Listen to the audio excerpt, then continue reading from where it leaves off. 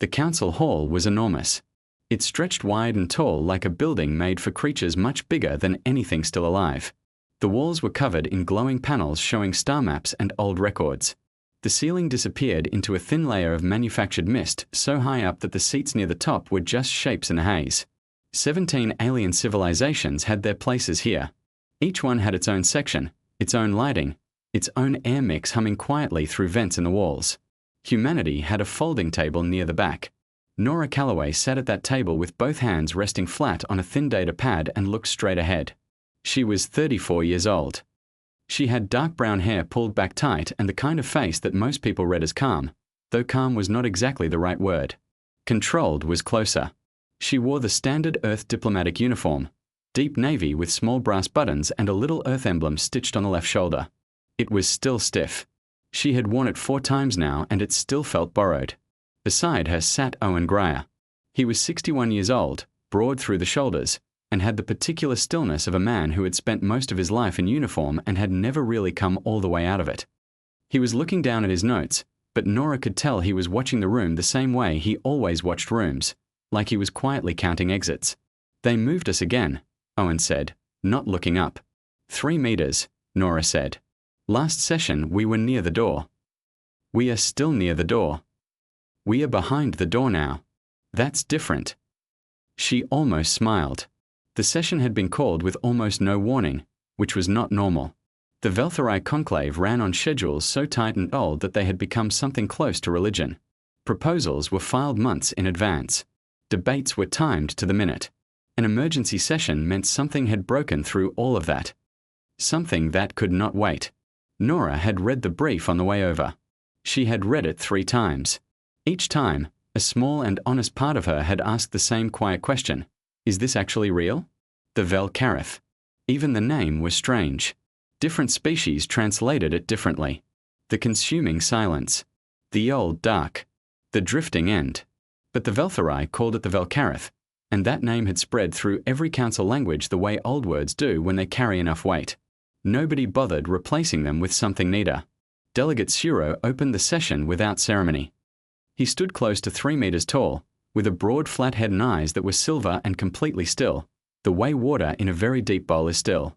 He spoke in the Veltharai trade language, and the translator in Nora's earpiece turned it into English with a half-second delay, just long enough to feel slightly wrong. "The Velkareth has been confirmed active near the Oveth system," he said. "This is not a rumor. 3 scout vessels were sent. None returned signals. Imaging from the Duvari monitoring station has confirmed the energy signature. There is no question in this matter." The hall went quiet in a way large halls filled with many different kinds of living things rarely go quiet. It was not just an absence of sound. It was something heavier coming in to replace it.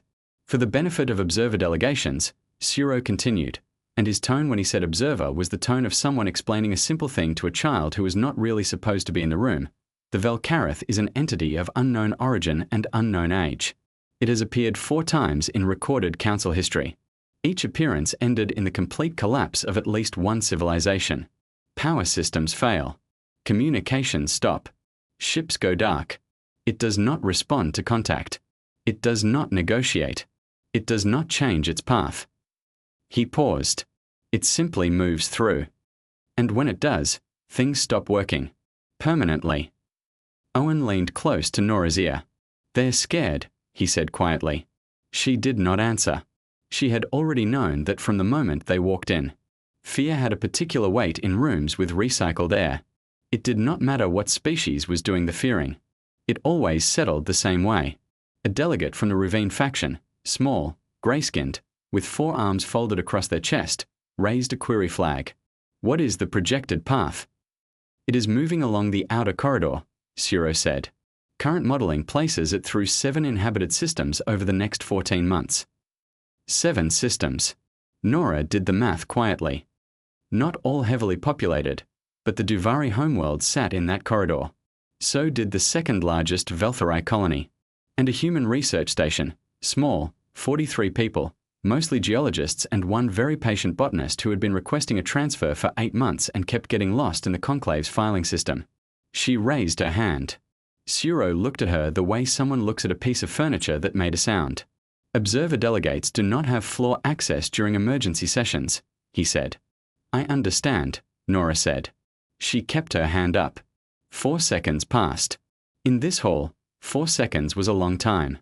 Several delegates turned toward her section. Earth's representation does not have the floor, Ciro said again, slower this time. I heard you, Nora said. I have a question about the 7 systems. Owen had gone very still beside her. Not tense, more like a man watching something begin and understanding there was no stopping it now. Ciro's silver eyes settled on Nora for a long moment. Then he made a small gesture with his lower hand, the Velthari version of a controlled exhale. You may submit your question in written form after the session concludes. It will be reviewed within the standard processing window of 40 days, Nora said. The Velkareth will reach the Oveth system in 11. The silence that followed was a different kind. Not the heavy silence of fear. A sharper silence. The kind that falls when someone says out loud the thing everyone was pretending not to think about. Ciro drew himself up to his full height. The observer delegate will stand down. With respect, Nora said, lowering her hand slowly, I would rather stand up. Owen closed his notebook. He wore the particular expression of a man deciding between alarmed and proud and landing somewhere that was honestly a little of both. Ciro said nothing for 5 full seconds. Then he turned back to the hall and continued the session as though Nora had not spoken at all, the way very large and very old things sometimes ignore smaller things, not because they did not notice, but because noticing them openly would mean admitting they were worth noticing. But the room had shifted. Just slightly. The way a room shifts when something walks in uninvited, sits down, and does not apologize for it. Nora settled back in her chair. She had not fixed anything. She had not said anything clever. She had not won any argument or changed any vote. She had simply refused to be quiet in a room that had been built, very carefully, to keep her quiet. It was, she thought, a reasonable start. Outside the hall's thick walls, 11 days away at the speed of light, something vast and old and absolutely silent was drifting through the dark between stars. It had been moving for longer than most of the civilizations in this room had existed. It did not know about the conclave. It did not know about the folding table near the back. It did not know about Nora Calloway. Not yet. The archive room was cold and smelled like old metal and something faintly sweet that Nora could not identify. The walls were lined with data columns, tall, narrow pillars of stored light, each one containing thousands of years of records from species that had been watching the sky long before humans figured out that the sky was worth watching. Maro was already there when Nora and Casey arrived. He was a Duvari, which meant he was roughly the size of a large dog if that dog stood upright and had 6 fingers on each hand and eyes the color of dried grass. He was old, even by Duvara standards, which meant he moved carefully and spoke slowly and never wasted a single word. He had pulled 3 data columns to a central table and was sorting through them the way a very experienced person sorts through things, without looking directly at what he was doing, letting his hands remember where everything was. He had asked to see them after the session ended. Not officially. No flag, no formal request routed through the conclave's filing system. He had simply appeared at the edge of the corridor as they were leaving and said, very quietly, "Come." Casey Drum walked in behind Nora and looked around the room the way young people look at very old things, with wide eyes and a slight open mouth and the expression of someone doing fast, private math about how much history was packed into how small a space. Casey was 26 years old and had 3 advanced degrees in xenobiology and still sometimes forgot to eat lunch. She was the best person on Earth's delegation at reading biological data, which was exactly why Nora had brought her. Maro did not waste time on introductions. He pulled up a display from the first column, a wide projection of moving light that resolved into footage so old the edges of the image were damaged and blurry, like a photograph left too long in the sun. This is the 4th recorded appearance, he said. 2,040 years ago by council reckoning. A colony world in the Fen corridor. The Velkareth entered the system from the dark side of the outer planet.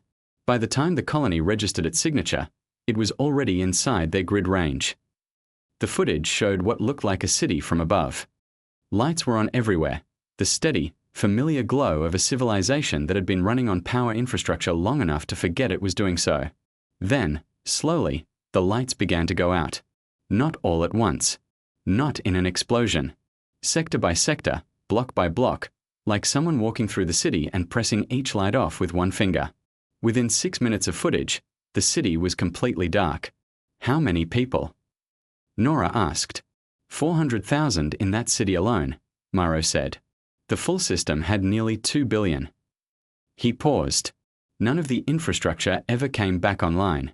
The Velkareth does not break things in the way a weapon breaks things.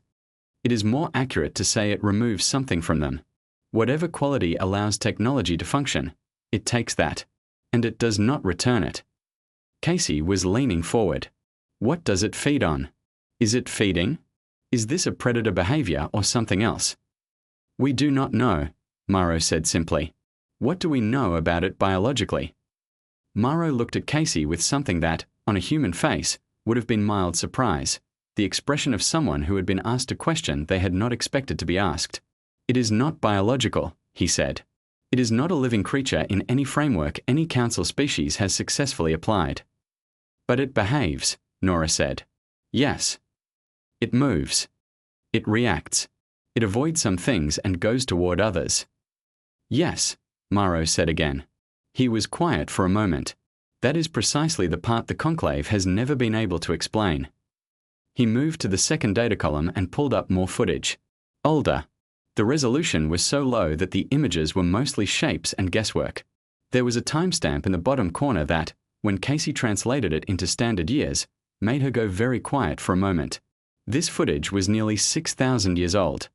It showed something large and dim moving through a system that had clearly already gone dark, dead ships drifting at bad angles, a station with no lights, debris turning slowly in silence. The Velkareth at the center of the image was hard to see directly. It seemed to absorb the light around it rather than reflect it. It was enormous. It moved the way things move in deep water, not fast, not slow, just utterly unbothered by the idea of resistance. And then it stopped. Nora straightened slightly. Why did it stop? Watch, Morrow said. The footage continued. The Velkareth drifted, the smallest, slowest change of direction, and then it was still. Not moving at all. For 3 full minutes of footage, it simply hung there in the dark, doing nothing. Then the footage ended. That's it. Casey said. That is all we have of that encounter, Morrow said. The monitoring equipment on the station failed shortly after that point. We do not know what it encountered. We do not know why it stopped. He looked at both of them carefully. But it went dormant. The systems in that area, the ones that were still functioning at the edge of its range, were not affected. It stopped before it reached them, and it remained stopped for what our models suggest was close to 40 years before it moved again. Casey looked at the frozen last frame of the footage.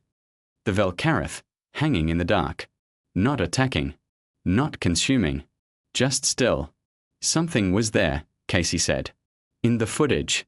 Just before it stopped. Something came close to it.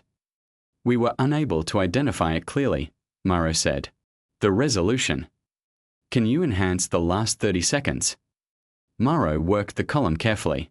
The image sharpened, not much, but enough. And there, at the very edge of the frame, moving slowly toward the vast dark shape of the Velkareth, was something small. Something that read on the sensors as warm, as alive, as producing almost no electromagnetic output at all, no grid signal, no power signature, no technology of any kind. Something biological. Something quiet. What species? Nora asked. Morrow checked the record. He was silent for a moment. The world in this sector at that time was pre-technological. No grid infrastructure. No space travel. They never developed beyond a basic agricultural level. He paused again. They are extinct now. A star event 3,000 years ago. There is no one left to ask. Casey looked at Nora. Nora looked at the small warm shape on the blurry screen. A living thing with no technology walking slowly towards something that had destroyed every civilization that ever came at it with weapons and power grids and desperate, complicated plans. She looked at her own hand resting on the edge of the table. We are the only ones, she said quietly, not really to anyone in the room, who still know how to be that quiet. Casey understood immediately. Morrow tilted his head the way Duvari do when they are processing something that does not fit the shape of the box they had already built for it. Outside, in the corridors of the conclave, the other 17 civilizations were already talking about weapons and barriers and strategies none of them believed in. They were doing what advanced civilizations always do when something threatens them, reaching for the most powerful tools they had. Nobody was thinking about what it meant to have no tools at all. Nobody except the species with the folding table near the back door. Nora spent most of the night sitting at the narrow desk in her quarters with a cup of cold tea and a blank writing screen and the particular focus of someone who knows they have one chance to say something clearly and is determined not to waste it. The idea was simple. Explaining it was not. She wrote it out 7 times. Each time she got to the middle of it, she stopped and read back what she had written and asked herself if it sounded like science or like something a person says quietly into a dark room when they are very tired and slightly frightened. 3 of the 7 versions went into the delete file. The other 4 she put side by side and read them against each other until one of them started to feel like the truth instead of just an argument. That was the one she brought to the conclave floor in the morning. Owen had read it before she went in. He sat on the edge of her cot in his socks with his glasses low on his nose and his coffee untouched beside him, and he read the whole thing without saying anything. When he finished, he put it down carefully and looked at her. "They're going to laugh," he said. "Some of them," she said. "Suro is definitely going to laugh." Suro doesn't laugh. He'll do that thing with his lower hand. Owen looked at the document again. "You know this could also just be wrong." "I know." "But you don't think it is?" "No," Nora said. "I don't think it is." He picked up his coffee. It had gone cold, but he drank it anyway, the way he always did, without making a face about it. "Then let's go make fools of ourselves in front of 17 alien civilizations," he said, which was his version of "I'm with you." The conclave chamber was full. Word had moved fast. 3 more council worlds had confirmed their monitoring stations were picking up the Velcaratha signature, and the projected path models were tightening. The uncertainty range was collapsing, which meant the situation was becoming more real in the specific way that very bad things become more real when you can no longer pretend the math is approximate. Nora had submitted a formal floor request that morning. First time Earth's delegation had ever done it. There were procedures. There were forms. There was a standard waiting period of, as it turned out, 20 minutes when the conclave secretary, a small, efficient creature with too many administrative titles, realized that the human had filled out the forms correctly, which was apparently rare enough to be worth moving quickly on. She stood at the small raised platform reserved for floor speakers. It was clearly built for taller species. She stood up straight and the top of her head came to a point about a meter below where most delegates' faces would naturally be. She did not adjust the speaking column. She left it where it was and spoke normally. "The Velcaratha," she said, "has destroyed every civilization that tried to stop it. I am not going to argue that humanity has a better weapon or a better strategy. We do not. What I want to suggest is that we have been asking the wrong question." The hall was quiet, but not in a good way. It was the quiet of people deciding how quickly to stop listening. Every civilization the Velcaratha has ever touched was using advanced power infrastructure, grid-based energy, electromagnetic communications, artificial systems layered on top of artificial systems. That is not a coincidence. The archive records show that the one time the Velcaratha ever stopped, the only thing that changed was the presence of a living creature with no technology. No grid signature. No energy output other than biological heat. Suro made the gesture with his lower hand exactly as Owen had predicted. "The creature doesn't attack," Nora continued. "It reacts. It responds to something in the environment. Specifically, it responds to the density of artificial electromagnetic output. The more complex and powerful the technology around it, the more active it becomes. The more it consumes. It is not a predator in the way we understand predators. It is more like," she paused, choosing the word carefully, "an immune response. The galaxy's oldest civilizations grew so loud, electromagnetically speaking, that something in the universe reacted to the noise. And the Velcaratha is what that reaction looks like." The silence now was different. Still not comfortable, but different. "Humanity," she said, "is the youngest spacefaring species in this conclave. We are also, by a significant margin, the species that still has the strongest connection to our biological baseline. We still live close to the surface of our planet in large numbers. We still grow things in soil. We still have dark places and quiet places and people who go weeks without touching a powered system.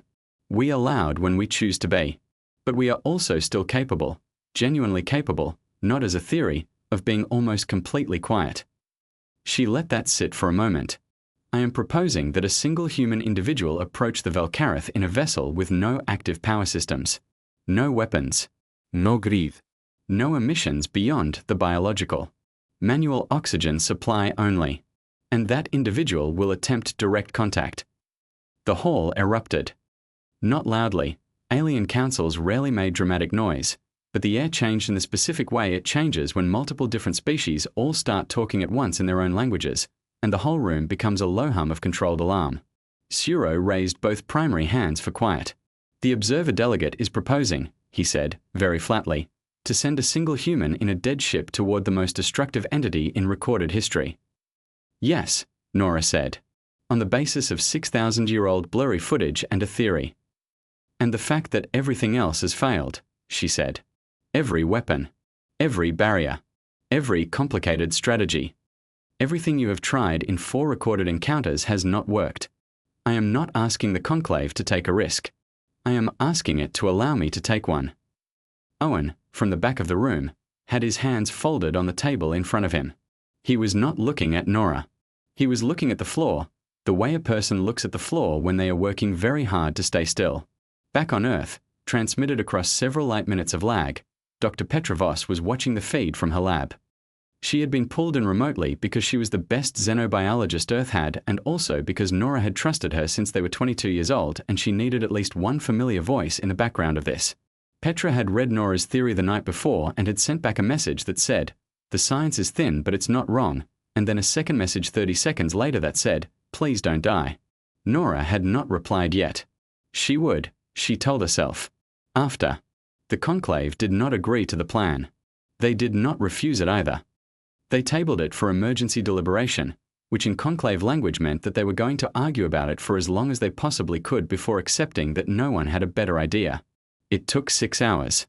At the end of 6 hours, with the Velcareth now 9 days from the Oveth system and the models still tightening, the Conclave voted. 14 against. 2 abstentions. 1 in favor, Morrow, who raised his small grey hand very steadily and held it there. It was not enough to approve, but it was enough to not officially forbid. And in the Conclave's very precise procedural language, those 2 things were different. Nora walked out of the chamber and found Owen waiting for her in the corridor. "So," he said. 9 days, she said. He looked at her for a moment. "Who's flying you out there?" "Dale Hurst. The Lacuna's Edge is already at the outer corridor." "And the ship they're putting you in?" "A short-range scout. They're stripping it now. No weapons, no grid, no active systems. Manual O2. A hand-crank lamp." Owen was quiet for a moment. "A hand-crank lamp," he said. "I thought it was a nice touch." He looked like he had more to say. He did not say it. Instead he nodded once, short and deliberate, and fell into step beside her as she walked toward the docking bay, which was as close to a blessing as Owen Grier had ever given anyone for anything. The Lacuna's Edge held its position at the edge of the debris field and did not move. Commander Dale Hurst stood at the forward observation window with his arms folded and watched the small scout vessel drift away from his ship until it was a shape, and then a dot, and then something he had to look for carefully against the dark. He had not said much to Nora before she left. He was not a man who was good at the kinds of conversations that happened before people did things that might kill them. He had offered his hand and she had shaken it, and he had said, "We'll be right here," and she had nodded and said, "I know," and that had been enough because it was true and they both knew it was true and nothing else that could have been said would have added to that. Inside the scout vessel, Nora was alone. The ship was barely bigger than a standard transit pod. 2 seats, though there was no one in the second one. A small storage compartment behind the seats that held the manual oxygen canisters, 6 of them, enough for 36 hours. A hand-crank lamp mounted to the console with a rubber strap. No power displays. No navigation grid. No communications array. The windows were clear and real, actual transparent material, not digital feed, and through the forward one she could see the debris field spreading out ahead of her. The debris field was what was left of the Oveth 9 colony. Ships, mostly. 14 of them, in various states of coming apart, drifting at wrong angles in the dark. Some of them still had their shapes. Some had been reduced to loose collections of material that turned slowly and caught no light. There was no station anymore. The station had simply stopped working and then, over time, stopped holding itself together. The colony on the surface below was still there. The buildings were still standing. The streets were still laid out in their careful grid. But nothing in it worked. The power had gone out 4 months ago when the Velcarith passed close enough to the outer moon. 4 months was not long enough for most of the structures to decay. It was long enough for every living thing on the surface to be gone. Nora did not look at the planet for long. She focused on her breathing instead. In through the nose, count to 4, out through the mouth, count to 4. She had learned this from her father, who had learned it from his, who had used it in situations significantly less extreme than drifting alone in a dead ship toward an entity that had ended civilizations. She figured that gave the technique a reasonable track record. She had been drifting for 2 hours when she saw it. It did not announce itself. There was no light. There was no sound. Sound needed a medium and space was not one. But there was a change in the quality of the dark ahead of her. A deepening. A place where the stars at the far edge of her window were not present in the way stars were supposed to be present. Not obscured, exactly, but simply absent, the way a word is absent from a sentence that got too long and had to be trimmed. The Velcarith was there. She cranked the lamp once. It threw a small circle of yellow light across the console and the empty second seat. It was absurd and warm and entirely human, that little light, and something about it made her chest tight in a way she did not try to name. It was big. She had known it was big from the archive footage. Knowing something from footage and then floating in front of it in a silent pod were two different kinds of knowing. It filled most of her forward window.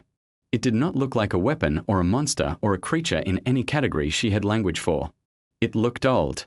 It looked pale, in the way things that have never seen direct sunlight are pale. Its surface, if surface was the right word for something that had no clear edge, moved in slow patterns, the way the surface of very deep water moves when something far below shifts its position. Not threatening. Not rushing. Just present, the way old things are present, with the particular heaviness of something that has been exactly what it is for longer than anything around it can measure. The tendrils came first. That was how Casey had described them in the archive footage, and the word fit. Long, reaching extensions of the main body, curling outward the way roots curl when they are looking for something in the soil. They moved toward Nora's ship with the slow certainty of something that had done this many, many times before. And then they stopped. Not gradually. Not a slowdown. They stopped the way a sound stops when the thing making it suddenly realizes the room is different than it thought. The tendrils hung in the space between Nora's ship and the main body of the Velcarith, not retreating, not advancing, just still, the way an animal goes still when it encounters a smell it has not encountered before and is deciding what to do with it. Nora waited. She kept breathing. In, 4 counts. Out, 4 counts. The lamp made its small yellow circle. Her heartbeat was fast but even. She could feel it in her fingertips and in the base of her throat. She was afraid. She had been afraid since she left the lacuna's edge, and she was not going to pretend otherwise even to herself. But fear and stillness were not the same thing, and she had always been good at knowing the difference. 2 minutes passed. The tendrils did not move. She unbuckled her harness. She moved to the compartment at the rear and took out the suit, a basic EVA suit, mechanically sealed, with a small manual oxygen pack and no powered systems of any kind. It took her 11 minutes to put it on alone, which was awkward, and she thought distantly that this was probably the least dignified part of the whole thing and nobody would ever write about it. She checked the seals the way she had been trained. She checked them again because there was no one else to check them. She went to the hatch. She opened it. The difference between the inside of the ship and the outside was absolute. Inside, there had been air and the small sound of the lamp's mechanism and the faint creak of the hull adjusting to temperature. Outside, there was nothing at all. No sound. No air. Just the dark and the cold and the enormous pale shape filling most of what she could see. She pushed off gently from the hatch and drifted. She did not go fast. There was no reason to go fast. Fast would have been the wrong thing. Fast was the language of urgency, and urgency was a form of noise, and she was trying, very deliberately, to be as quiet as a living thing could be. She moved the way the old footage had shown that ancient pre-technological creature moving, slowly, with no hesitation but also no rush, the way a person moves towards something they do not fully understand but are not afraid to be near. The Velcarith was still. The tendrils were still. She reached out her hand.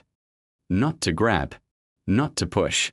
Not with any purpose beyond the simplest, oldest one, the gesture of a creature extending itself towards something unknown, with an open palm and no weapon and nothing to prove. The nearest surface of the Valkarith brushed her glove. Somewhere far behind her, on the lacuna's edge, every person on the bridge stopped breathing. The Valkarith shuddered. Deep and slow, the kind of shudder that is not pain and is not fear but is something that has no name in any human language. The shudder of something very old being touched for the first time by something that was not afraid of it and was not trying to use it and was not, in any electromagnetic or technological sense, even really there at all. Nora floated. She did not move away. She did not move closer. She simply stayed, glove resting gently against the pale, vast surface of the oldest thing in the known universe, and breathed. For a long moment, nothing happened. Nora floated in the dark with her glove against the surface of the Valkarith, and the only sounds in the whole universe, as far as she was concerned, were the soft cycle of her own breathing and the very faint mechanical tick of the oxygen pack on her back. The surface under her glove was not warm and not cold. It was not hard and not soft. It did not feel like anything she had vocabulary for. It was simply there, in the way that very old things are simply there, without explanation, without apology, without any need for either. Then the Valkarith shuddered again. Not violently. Not like an explosion building itself up from the inside. It was a deep, slow movement that started at the point where Nora's glove made contact and spread outward across the surface like a ripple spreading across still water.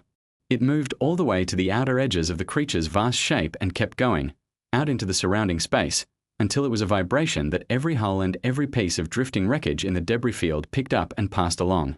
On the lacuna's edge, Commander Dale Hurst felt it in the soles of his feet before any instrument registered it. The hull of his ship vibrated for exactly 4 seconds, like the lowest string on the largest instrument ever built being plucked once and allowed to finish its note in full. Then it stopped.